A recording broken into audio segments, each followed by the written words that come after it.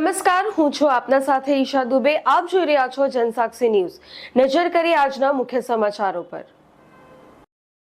મુખ્યમંત્રીનો આદેશ અનુસાર ગુજરાત રાજ્યના નાગરિકોને ગામ કે તાલુકા કક્ષાના પ્રશ્નોના નિરાકરણ માટે આ કાર્યક્રમનું આયોજન કરવામાં આવ્યું હતું.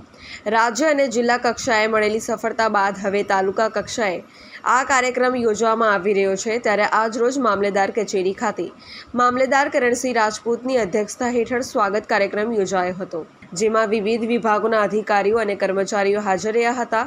આ સ્વાગત કાર્યક્રમમાં 8 અરજદારોના રસ્તા, ગટર, દબાણ, વીજ પોલ સહિતના પ્રશ્નો રજૂ કરવામાં આવ્યા હતા, જેમાં તમામ 8 પ્રશ્નોનો હકારાત્મક નિકાલ કરવામાં આવ્યો હતો.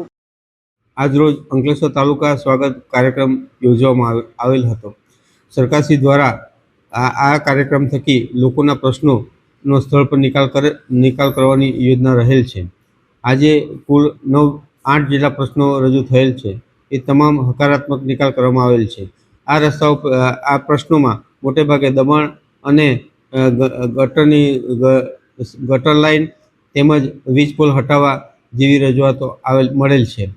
આપના માધ્યમ થકી જણાવું છું કે દર માસની 1 થી 10 તારીખ સુધીમાં ઓનલાઈન તાલુકા સ્વાગત, ગ્રામ સ્વાગત અને જિલ્લા સ્વાગતની અરજીઓ ઓનલાઈન સ્વાગત પોર્ટલ પર કરવાની થાય છે. જેથી આપના કોઈ પ્રશ્ન હોય તો તે દર માસના 1 થી 10 તારીખમાં ઓનલાઈન અરજી કરવા મારી સૌને નમ્ર અપીલ છે. પિન્ટુ મોદી, જનસાક્ષી ન્યૂઝ, અંકલેશ્વર.